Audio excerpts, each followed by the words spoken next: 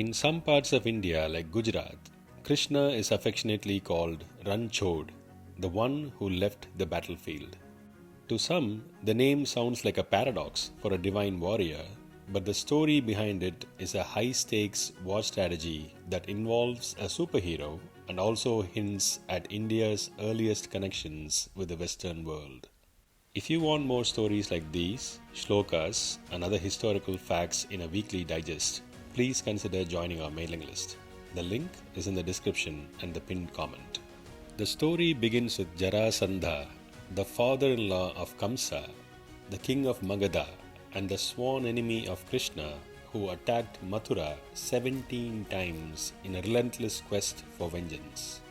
During his final attempt, he partnered with a powerful ally from the west, a Mleccha king known as Kalayavana.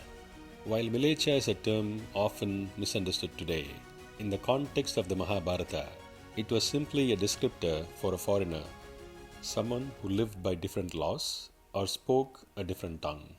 As Kalayavana marched on Mathura with an army of millions, the city was caught in a lethal pincer, the imperial power of Jarasandha from the east and the Mleccha tide from the west. To make matters worse, Kalayavana held a boon from Lord Brahma. He was invincible in open battle. Krishna realized that if these two forces merged, the Yadavas would be erased. He decided to decouple the threat through a masterclass in psychological warfare. He walked out of the city gates alone and unarmed, luring Kalayavana into a chase. Krishna led him high into the treacherous mountain caves. Inside the darkness, Kalayavana saw a figure wrapped in a blanket. Assuming it was Krishna mocking him, the Yavana king delivered a hard kick. But that wasn't Krishna. It was Muchukunda, an ancestor of Lord Rama, who had fought for the Devas in ancient wars. He had been granted a unique two-part boon, a sleep through eons undisturbed, and the power that whoever woke him would be instantly incinerated by the first fire of his gaze. As Muchukunda's eyes flickered open, a flash of binding light reduced the Yavana king to ashes. Because this was no open battle, Kalayavana's invincibility was void. The story ends with Krishna explaining the cosmic setup to Muchukunda before the old king ascended to the heavens.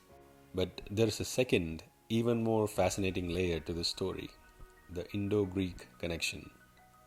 In the Harivamsha, we trace the roots of the Chandravamsha back to the emperor Yayati, who lived during the Treta Yuga. Of his 5 sons, 2 are critical here: Yadu, the ancestor of the Yadavas, and Anu, the ancestor of the Anavas. While the Yadavas settled in the heartland, the Anavas migrated to the far northwest. Over millennia, these Anu-born tribes evolved into the Yavanas. Historically, the word Yavana in Persian inscriptions and Yona in Emperor Ashoka's edicts point directly to the Greeks. This suggests that Kalayavana was a long-lost, dark-skinned cousin of the Yadavas. Even his backstory corroborates this frontier link. He was born to the sage Gargya, who, seeking revenge against the Yadavas, traveled to the edge of the civilized world and fathered a son with a Yavana princess. Thus, Kalayavana was a bridge between Vedic asceticism and the Western martial might. If we strip away the magic for a second, this concept of a sleeping warrior is common even in Western folklore, such as King Arthur in Avalon or Barbarossa in his mountain cave. In a historical sense, these stories are often metaphors for an ancient practice or a veteran lineage that is withdrawn from the world only to be awakened in times of peril. Viewed purely from this lens, we could say that Krishna likely lured a foreign invader into the territory of a sleeping giant that wiped out the Western threat in a sudden and violent strike. Many of us view the Mahabharata only through the lens of the Great War.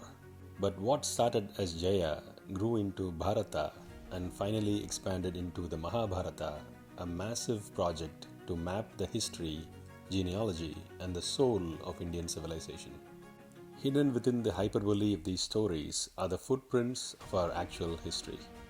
If you found this video unique and informative, please like and share the video and consider subscribing to our channel and joining our mailing list. Producing authentic text-backed research is a massive undertaking in an age of superficial summaries. We are committed to this level of rigor, and your support by subscribing and joining our mailing list is the only thing that keeps this sustainable. Thank you for being a part of the journey.